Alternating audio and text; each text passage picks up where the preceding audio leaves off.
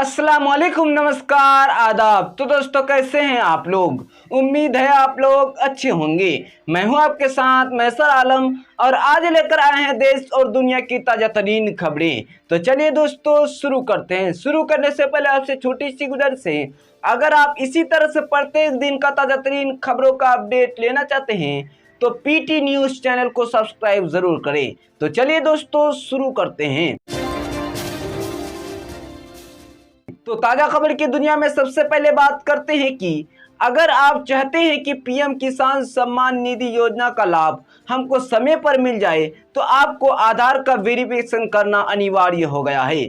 अगर आधार का वेरिफिकेशन नहीं हुआ तो पीएम किसान सम्मान निधि योजना का किस्त नहीं मिलेगी। आधार वेरिफिकेशन आसानी से किया जा सकता है और अगर आप कंप्यूटर फ्रेंडली नहीं है तो इसके वेरिफिकेशन के अन्य तरीके हैं। केंद्र सरकार ने 31 मई तक वेरिफिकेशन के लिए समय निर्धारित किया है। किसानों को दी जाने वाली पीएम किसान सम्मान निधि योजना की 11वीं किस्त मिलनी है। केंद्र सरकार ने इसके लिए आधार का वेरिफिकेशन अनिवार्य कर दिया है। काफी संख्या में किसानों का आधार वेरीफाई नहीं है।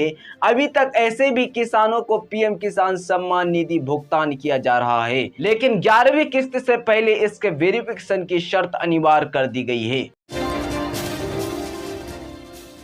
जी हां दोस्तों, अब बात करते हैं कि नेपाल ने अपने विदेशी मुद्रा भंडार में गिरावट के बाद कारों, कॉस्मेटिक और सोने सहित गैर जरूरी सामानों के आयात पर प्रतिबंध लगा दिया है। यह पर्यटन खर्च में गिरावट के रूप में आया है और विदेशों में काम करने वाले नेपालियों द्वारा घर भेजे गए पैसे ने सरकारी कर्ज को बढ़ाने में मदद की है। इस बीच देश के केंद्रीय बैंक के गवर्नर को पिछले सप्ताह उनकी भूमिका से हटा दिया गया था। एक रिपोर्ट के मुताबिक नेपाल के वित्त मंत्री ने कहा वो हैरान है कि इस मुद्दे की तुलना श्रीलंका के संकट से की जा रही है। जी हाँ दोस्तों, अब बात करते हैं कि टीचर और स्टूडेंट का रिश्ता पवित्र होता है। शिष्य की बेहतरी और उसके उज्जवल भविष्य के लिए गुरु हर संभव कोशिश करता है। जीवन में अनुशासन और समय की पाबंदी का पाठ सिखाते हैं, जिससे प्रबंध और समय के महत्व को समझ सके। समय बदला और अब ये संभव नहीं रहा। वजह दोनों की गलतियां हैं। अब पहले जैसे गुणों वाले ना तो गुरु मिलते हैं और ना ही सीखने की चाह रखने वाली शिष्य। बहरहाल गुरु और शिष्य के बीच ऐसा ही अनुभवहीन वाक्य उड़ीसा के बोलांगीर से सामने आया है। दरअसल बोलांगीर के पटनागढ़ क्षेत्र में एक हैरान करने वाली घटना सामने आया है। मामला पटनागढ़ के सरकारी स्कूल का है। स्कूल की 7 छात्रों को शिक्षक ने ऐसा सजा दी कि वे एक के बाद एक बेहोश हो गए। हालांकि छात्रों को तुरंत अस्पताल ले जाया गया, जहां अब उनकी हालत स्थिर है। बताया जा रहा है कि विकास धारुआ सरकार स्कूल में शिक्षक है। सोमवार को स्कूल खुला था। प्रार्थना सभा के बाद सभी छात्रों को क्लास में भेज दिया गया। सिर्फ 7 छात्रों को बाहर ही रोक दिया गया। शिक्षक विकास ने इन सभी छात्राओं को उठक बैठक करने को कहा। ये उठक बैठक छात्राओं को सजा के तौर पर करने को दी गई थी, जिससे ये लोग उठक बैठक करने के दौरान बेहोश हो गए। जी हाँ दोस्तों, अब बात करते हैं कि देश की नेशनल असेंबली द्वारा चुने जाने के बाद शहबाज शरीफ ने सोमवार को पाकिस्तान के 23वें प्रधानमंत्री के रूप में शपथ ली। पाकिस्तान के नवनिर्वाचित प्रधानमंत्री शहबाज शरीफ पदभार ग्रहण करने के बाद अपनी पहली विदेश यात्रा पर सऊदी अरब और चीन जा सकते हैं। पाकिस्तान मुस्लिम लीग नवाज PMLN के एक नेता ने इसकी जानकारी दी। पाकिस्तान के प्रधानमंत्री की पहली विदेश यात्रा अक्सर सऊदी अरब और चीन दोनों के साथ देश की रणनीतिक संबंधों के कारण हुई है।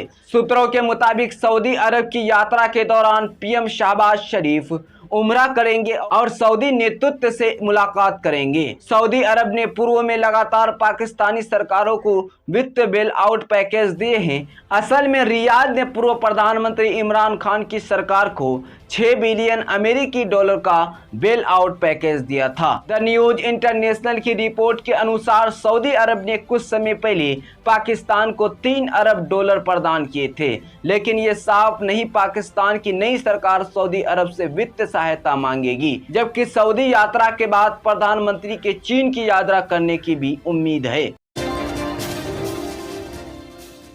जी हाँ दोस्तों, अब बात करते हैं कि असंगठित क्षेत्र में काम करने वाले लोगों के लिए खुशखबरी है।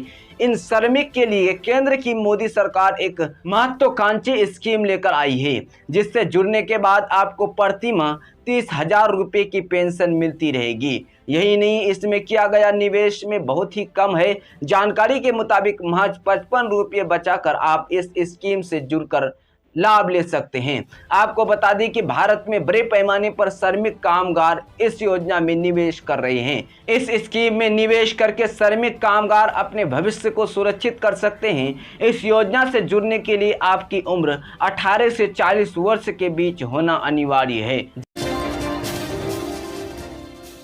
जी हाँ दोस्तों, अब बात करते हैं कि AIMIM के नेता असदुद्दीन अवैसी ने कहा कि अगर देश आस्था पर चलेगा तो रमजान के दौरान शराब की दुकानों को देश भर में बंद कर दिया जाएगा। कौन रोक रहा है? उन्होंने पूछा कि देश आस्था पर चलेगा या संविधान के हिसाब से चलेगा।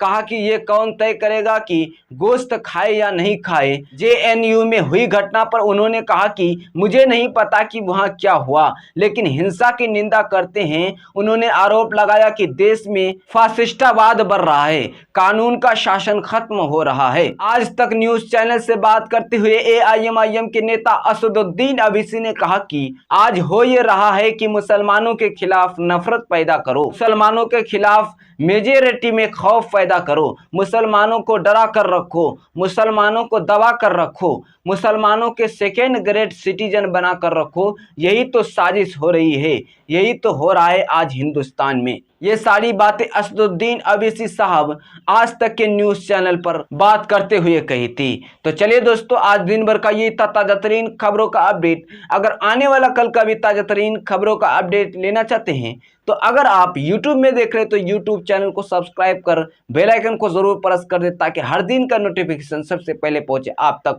वहीं अगर आप Facebook में देख रहे हैं तो Facebook पेज को लाइक कर फॉलो जरूर करें। तो चलिए दोस्तों, आज के लिए इतना ही। फिर मिलेंगे अगले वीडियो में, तब तक के लिए जय हिंद, अस्सलाम वालेकुम, नमस्कार। दोस्तों, वीडियो को लाइक और शेयर करें और चैनल को सब्सक्राइब करके बेल आइकन को प्रेस करना।